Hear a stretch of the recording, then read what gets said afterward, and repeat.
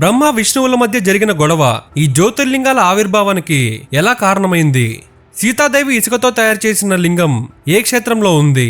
అసలు ఏ జ్యోతిర్లింగం గాల్లో తేలుతూ భక్తులకి దర్శనమిస్తుంది? బ్రహ్మదేవుడికి భూమి మీద ఆలయాలు ఎందుకు లేవు? రావణాసురుడు తన చేతులతో స్వయంగా తెచ్చిన శివలింగం ఎక్కడుంది? అలాగే మనమందరం శివరాత్రి జరుపుకుంటాం, కానీ శివరాత్రి ఎందుకు జరుపుకుంటారు? శివరాత్రి వెనుక ఉన్న చరిత్ర ఏంటో మీకు తెలుసా? ఈ వీడియోలో ఇలాంటి మరెన్నో ఆసక్తికరమైన విషయాలు, అలానే 12 జ్యోతిర్లింగాల వెనుకున్న అసలైన చరిత్రను పూర్తిగా తెలుసుకుందాము. మీకు ద్వాదశ జ్యోతిర్లింగాల గురించి పూర్తిగా తెలియజేయాలన్నదే మా ప్రయత్నం. అందుచేత వీడియోని స్కిప్ చేయకుండా చూడండి.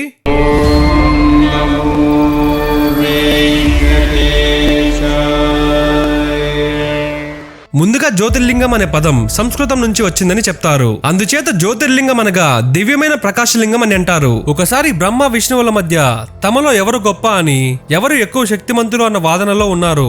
అలా వాదించుకుంటూ శివుడి వద్దకు తీర్పు కోసం వెళ్లారు. శివుడు అగ్ని రూపమైన జ్యోతిర్లింగ స్వరూపంలో ప్రత్యక్షమయ్యి ఈ జ్యోతిర్లింగం యొక్క ఆది మరియు అంతం ఎవరు కనుక్కుంటారో వారే గొప్పవారు అని శివుడు అంటారు. బ్రహ్మదేవుడు హంసరూపంలో పైకి వెళ్లి, విష్ణుదేవుడు వరాహ రూపంలో కిందకి వెళ్లి ఎంత వెతికినా ఎవరూ ఆ లింగానికి మొదలు ముగింపు కనుగొనలేకపోయారు.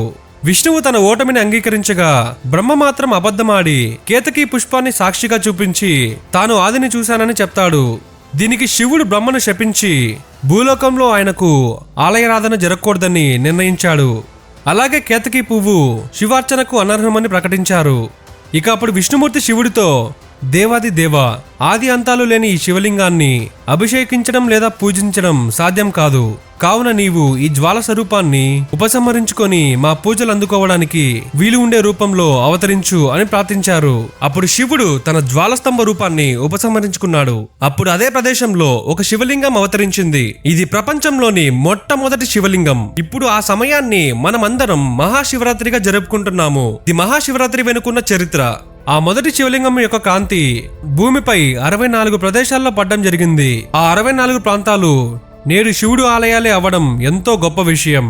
ఈ 64లో కూడా 12 ప్రదేశాలు మాత్రం అత్యంత శక్తివంతమైనవిగా చెప్తారు.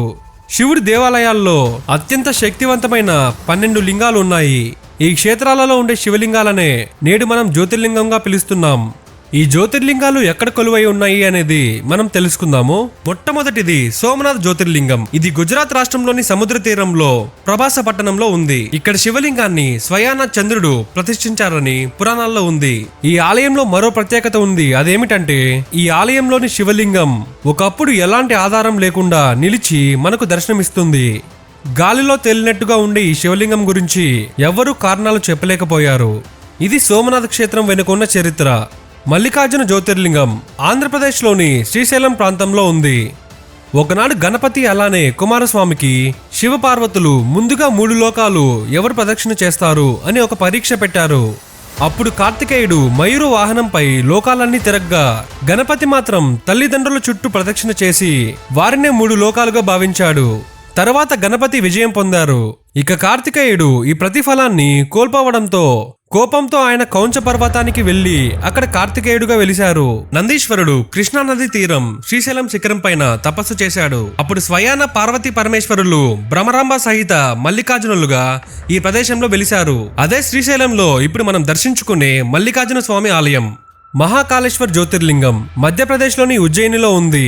పురాణాల ప్రకారం ఈ శివలింగం స్వయంగా వెలిసిందని, అంటే ఇది మానవుడు స్థాపించకుండా స్వయంగా ఉద్భవించిందని నమ్మకం ఉంది.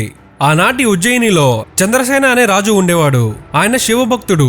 శత్రువులు దాడి చేయబోతున్నప్పుడు ఆ రాజు శ్రీకరుడు శివుడిని ప్రార్థించి క్షేత్రాన్ని రక్షించాలని కోరారు.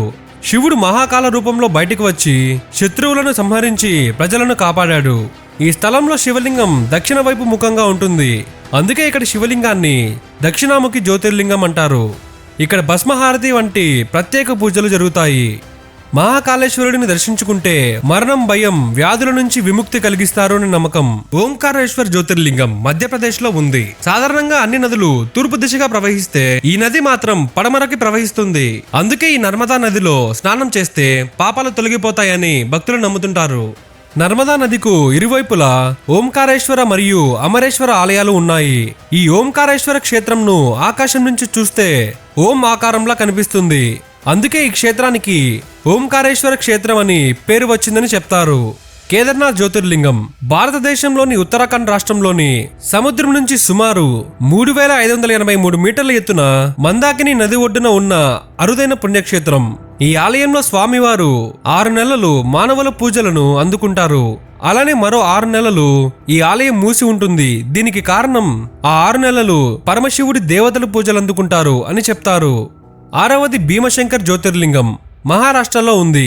పురాణం ప్రకారం పూర్వం భీమాసురుడు అనే రాక్షసుడు ఉండేవాడు. ఈ రాక్షసుడు భూమిని బాధిస్తూ ప్రజలను హింసిస్తుంటాడు. అప్పుడు ఇవన్నీ చూసి కోపంతోటి శివుడు ప్రత్యక్షమయ్యి అతన్ని సంహరించారు. ఇక తర్వాత ఆ భీమాసురుడి యొక్క తల్లి కోరిక మేరకు భీమాసురుడికి మోక్షం ప్రసాదించి భీమశంకరుడిగా ఇక్కడ కొలువై ఉన్నారని చెప్తారు.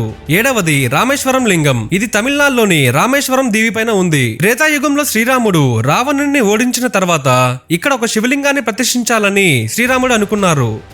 అందుచేత శివుడి యొక్క ఆత్మలింగాన్ని తెమ్మని హనుమంతుల వారిని కాశీకి పంపగా హనుమంతుల వారు రావడం ఆలస్యం అవడంతో ఇక్కడ సీతాదేవి ఇసుకతో శివలింగాన్ని తయారు చేసి పూజించారు. ఆ శివలింగమే ఇప్పుడు మనకు దర్శనమిచ్చే రామేశ్వరం లింగం. ఆ తర్వాత హనుమంతుడు మరొక శివలింగాన్ని తీసుకొచ్చారు. లింగాన్ని కూడా రాముల వారు ఆ ఆలయంలో ప్రతిష్ఠించారు. ఆ శివలింగమే విశ్వేశ్వర లింగం. రామేశ్వర క్షేత్రంలో ముందుగా హనుమంతుడు తెచ్చిన విశ్వేశ్వర లింగాన్ని పూజించాకే రామేశ్వర లింగంను పూజించాలని వరమిచ్చారు. అలానే ఇక్కడ రామేశ్వరంలో ఉన్న నీటి కొలంలో స్నానమాచరిస్తే అన్ని బాధలు తొలగిపోతాయని నమ్మకం. 8వది త్రయంబకేశ్వర జ్యోతిర్లింగం నాసిక్ లో ఉంది. ఇక్కడ 3 ముఖాల జ్యోతిర్లింగం మనకి దర్శనం ఇవ్వడం జరుగుతుంది. బ్రహ్మ విష్ణు మహేశ్వరులు ఇక్కడ స్వయంభుగా వెలిశారు. ఒకనాడు గౌతమ మహర్షి తపస్సు చేయగా శివుడు ప్రత్యక్షమయ్యి ఆ ప్రాంతంలో గంగను ప్రవహించేలా చేసి ఇక్కడ త్రయంబకేశ్వరుడుగా కొలువై ఉన్నారు. సాధారణంగా శివలింగంకు ఎదురుగా నందీశ్వరుడు కొలువై ఉంటారు. కానీ ఇక్కడ మాత్రం నందీశ్వరుడికి ప్రత్యేకమైన ఆలయం ఉంటుంది. ముందుగా నందీశ్వరుడిని దర్శించుకున్నాక ఆ త్రయంబకేశ్వరుడిని దర్శించుకుంటారు. 9వది వైద్యనాథ్ జ్యోతిర్లింగం జార్ఖండ్లోని దేవగర్ ప్రాంతంలో ఉంది. ఒకనాడు రావణుడు శివుడి కోసం ఘోరమైన తపస్సు చేస్తాడు. ఆ తపస్సుకు శివుడు మెచ్చి ఒక శివలింగాన్ని రావణాసుడికి ఇచ్చారు. కానీ ఆ శివలింగంను రావణుడు తన రాజ్యానికి రక్షణగా తీసుకెళ్లాలని ఒక షరతు చెప్తారు. కానీ మార్గంలో గణపతి రూపంలో వచ్చిన బాలుడి చేత ఆ లింగం అక్కడే శాశ్వతంగా స్థాపించబడింది. 11వది నాగేశ్వర్ జ్యోతిర్లింగం గుజరాత్ ద్వారకా ప్రాంతంలో ఉంది. పురాణాల నమ్మకంతో దారుకుడు అనే రాక్షసుడు ప్రజలను హింసించగా శివుడు నాగరూపంలో వచ్చి అతన్ని సంహరించాడు. ఇక్కడ సాక్షాత్తు నాగలింగేశ్వరుడిగా కొలువై ఉన్నారు. అందువల్ల ఈ జ్యోతిర్లింగాన్ని నాగేశ్వరాన్ని పిలుస్తారు. 11వది కాశీ విశ్వనాథ్ ఆలయం వారణాసి గంగా నది ఒడ్డున ఉన్న ప్రసిద్ధ శివాలయం. ఈ ఆలయంలో శివుడు విశ్వనాథుడిగా మనకు దర్శనమిస్తారు. అంటే ప్రపంచ అధిపతి అని భక్తులు ఆరాధిస్తారు. భక్తులు ఈ ఆలయాన్ని దర్శించి పవిత్ర గంగానదిలో స్నానం చేస్తే మోక్షం పొందుతారని నమ్ముతుంటారు. కాశీనగరంలో ఉన్న మణికర్ణిక ఘాట్ హిందువులకు అత్యంత పవిత్రమైన ప్రదేశం. ఎందుకంటే అక్కడ అంత్యక్రియలు జరిగితే ముక్తి లభిస్తుందని నమ్మకం. అలానే అమ్మవారి అష్టాదశ శక్తిపీఠాలలో కాశీ కూడా ఒకటని చెప్తారు. పార్వతీదేవి చెవిపోగు పడిన ప్రదేశంలో విశాలాక్షి ఆలయం ఉంది. 12వది కృష్ణేశ్వర జ్యోతిర్లింగం మహారాష్ట్రలోని వేరుల్ గ్రామంలో ఉంది. సుధర్ముడు సుదేహ అనే దంపతులకు సంతానం లేదని బాధపడుతూ ఉంటారు. అప్పుడు సుదేహ తన భర్తను తన చెల్లికి ఇచ్చి వివాహం జరిపిస్తుంది. వారికి ఒక బిడ్డ జన్మిస్తాడు. అప్పుడు అసూయ కలగడంతో ఆ బాలుడిని ఏటిలో పడేస్తుంది. దాంతో ఆ తల్లి తన బిడ్డ కొరకు 101 శివలింగాలను ఆ నదిలోకి వదిలి ఆ శివుడిని పూజిస్తుంది. ఆమె భక్తికి మెచ్చిన శివుడు ఆమె కొడుకుని బ్రతికించి ఆమె కోరిక మేరకు అక్కడ జ్యోతిర్లింగంగా కృష్ణేశ్వరుడిగా వెలిశారని చెప్తారు. ఇది 12 జ్యోతిర్లింగాల వెనుక ఉన్న చరిత్ర. మనలోని చాలా మందికి ఈ 12 జ్యోతిర్లింగాలను దర్శించుకోవాలని ఉంటుంది. ఈ 12 జ్యోతిర్లింగాల దర్శన భాగ్యం మనందరికీ దక్కాలని నేను పరమశివుణ్ణి కోరుకుంటున్నాను. ఈ వీడియో మీకు నచ్చిందని ఆశిస్తున్నాను. ఈ వీడియో మీకు నచ్చితే లైక్ చేసి అలానే వీడియోని హైప్ అయితే చేయండి. వీడియో ఎలా ఉందో ఒక చిన్న కామెంట్ అయితే పెట్టండి. మీరు ఎలాంటి వీడియోస్ చూడాలనుకుంటున్నారో కామెంట్ అయితే చేయండి. మేము ఆ వీడియోస్ ని తప్పకుండా చేసే ప్రయత్నం అయితే చేస్తాము.